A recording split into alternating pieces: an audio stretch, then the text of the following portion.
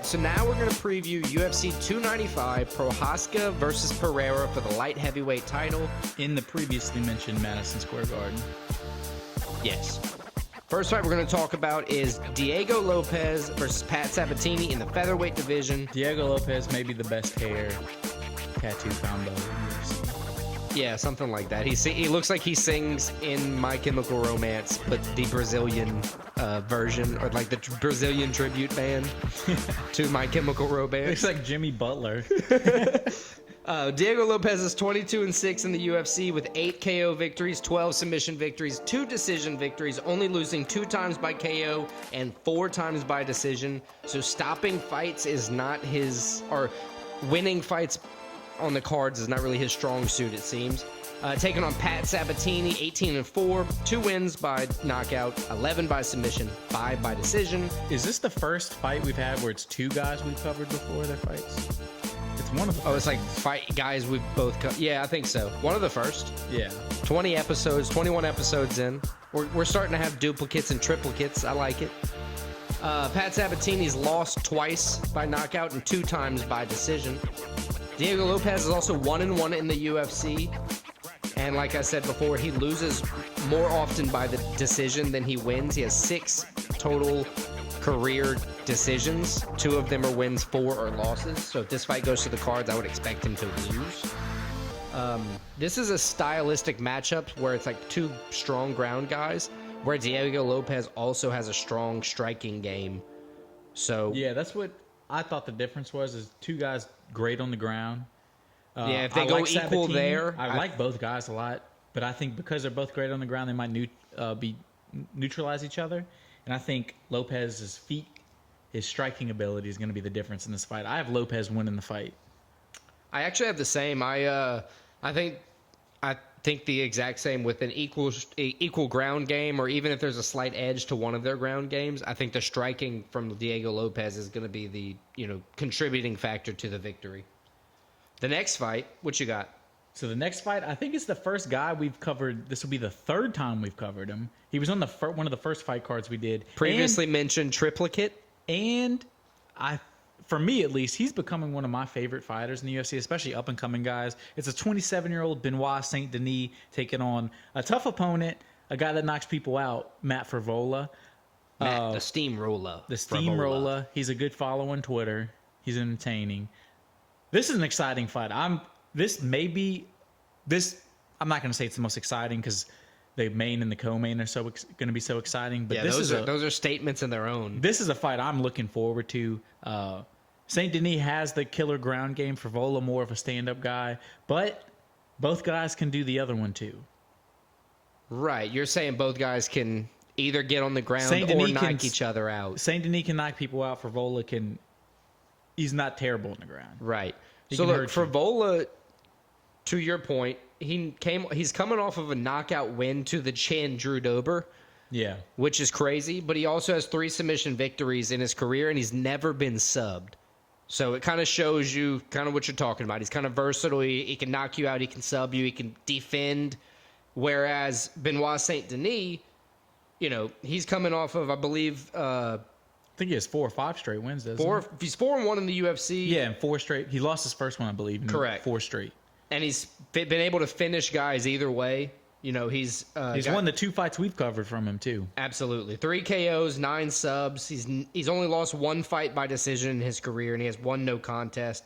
I think we're both picking Benoit St. Denis, the God of War. Yeah, St. Denis, as I said, becoming one of my favorite fighters. And I'm 2-0 picking him. I'm trying to be 3-0. Right, he's becoming our bell cow, our kind of money maker. He's an exciting fighter too. Like his fights are exciting. He gets finishes. In all seriousness, though, I think he has what you need to have in the lightweight division, especially right now, being as heavy as it is. You need to have somebody who's versatile, who can knock you out, or at least stand strong on the feet and have very good ground game. A killer ground game. Right. You have to be versatile in the entire realm of MMA to be great in the lightweight division. All right, so the next fight, Mackenzie Dern, another one of our favorite fighters, taking on Jessica Andrade. This is not Get on her OnlyFans. Andrade coming in, I think 3 straight losses. 3 straight losses But for she's Andrade. fought, this is her 5th fight this year. It's pretty crazy. She won the first one, has lost 3 straight, and she's taking on... She lost 3 straight by finishes. Yeah. All which finishes. I think it was 2 submissions and a knockout. That's never a good sign. And then she kind of... You don't want to say rush back out there. I think she fought last in August. Right. But this is the 5th time you're fighting this year with 3 straight losses. Both fighters since 2021 have lost to Zhao Nianjian, female fighter in the UFC. So, not to kind of take anything away from that, but Mackenzie Dern has kind of ridiculous jiu-jitsu. Coming off, she won her last fight after the loss to Jean, correct? Right. Yeah, I think this is going to be, this is Mackenzie Dern still kind of ascending her career. We talk about this every week. Somebody's career ascending, or at least on the uprise, taking on Jessica Andrade, where her career, former champ, she was great when she was great, but her career is definitely seems on the downward slope. I got Dern winning the fight. I think when you say it, when we talk about the kind of career trajectories going down, a lot of people think of them as like stocks, where it's like, you're like a graph chart going down. I think of it as like the side-by-side escalators in the mall, where like one's going up and one's going down, but you kind of pass each other. Yeah. It's like, haha. I also picked Dern. I think her jiu-jitsu is going to cause her to, win the fight, probably by decision, to be honest with you. All right, so let's move on to the co-main event next, and these are the mucho importante ones. This is for the interim heavyweight belt. Tom Aspinall taking on Sergei Pavlovich. 2 guys, maybe 2 of the 2 most exciting heavyweight fighters. Tom Aspinall, I mean, you watch this guy fight, especially in his last fight against Tibura. Marcin Tibura. I couldn't get his first name. I still can't get it, but Tibura, he was moving so fast and looked so good on the feet. Like, you couldn't believe he was a heavyweight. He was moving like a lightweight, a featherweight. He's so fluid on the feet. One of the most talented guys. And then he's taking on Pavlovich, who, I mean, this dude destroys people when he beats them. I don't want to say he can't wrestle, but he definitely leans on his power to finish fights. He has 15 KO victories. Only 1 loss total, and it was by KO. I mean...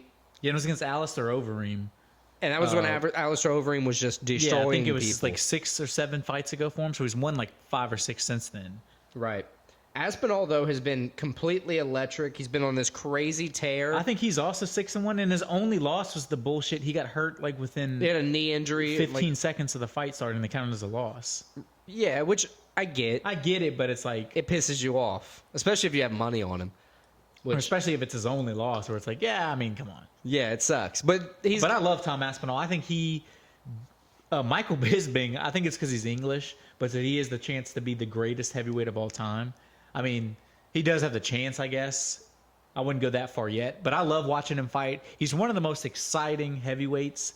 In his generation, for sure. I think this is going to be a killer fight. I think Tom Aspinall gets the victory. I'm leaning towards first round KO. I think one of these guys are going to get KO for sure. But I think Aspinall. I'm going Aspinall, but I don't know what's going to happen. Honestly, I wouldn't be surprised anything. I have to agree with you there. I think Tom Aspinall is going to win the fight. I think he's going to be the interim heavyweight champion, and I think it's going to start, at least the narrative that John Jones is going to have to fight him to come back.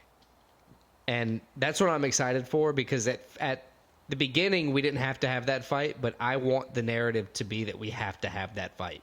I want to see Tom Aspinall fight John Jones. Me too. Not for the interim title. Because Tom Aspinall but is for a the black heavyweight. Belt. He's a jiu-jitsu guy. Right. Too.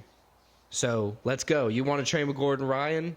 We can go. That's what I want Tom Aspinall to do. I want them to have a real fight in the heavyweight division.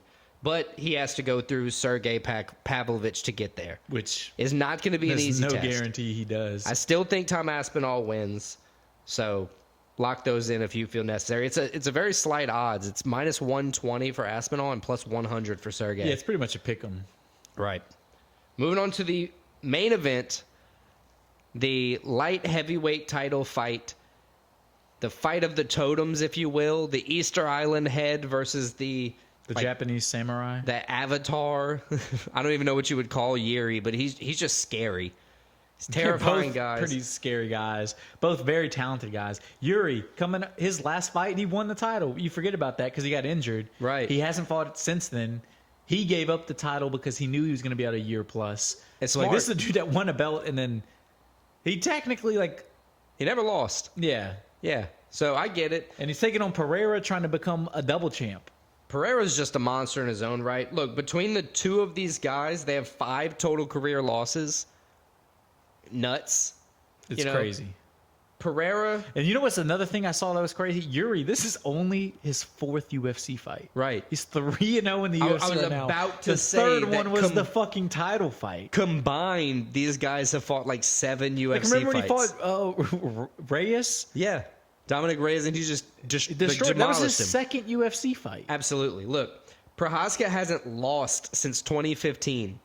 Yeah, I mean, if you watch his fight, like he's not.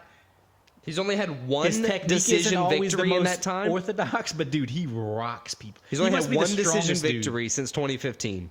So he's finished every fight since 2015. He's got to be like crazy punch power, like unbelievable. And only but he's also 6 fighting a guy that literally this week got inducted into the Glory Kickboxing Hall of Fame. in and only Alex Pereira. 6 UFC fights. Pereira has fought 3 UFC champions.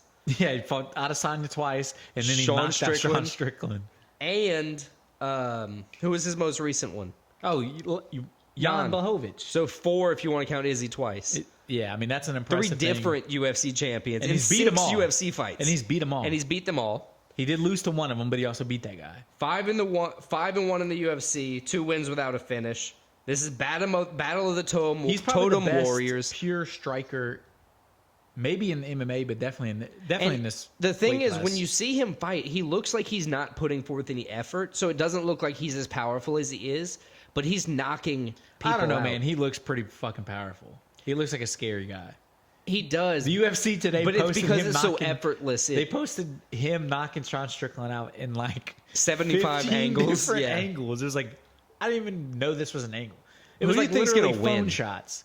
Who do I think's gonna win? I think either guy can win. Obviously, I we're know. talking about this kind of power. Same kind of odds. A pick 'em 110 and minus 130. I like both guys a lot, but I think I like Alex Potan Pereira a little more. There's something about him. I'm a fan of him. He's one of my favorite fighters currently fighting right now. I like Yuri too. I'm not going to be mad if he gets a dub, but I think I'm going to go Alex Pereira. I got to go with Jiri. I think Prochazka's going to win. I think he's going to, get the title, keep the title, whatever you want to call it. I think he's got what it takes, and I don't think we have to worry about that.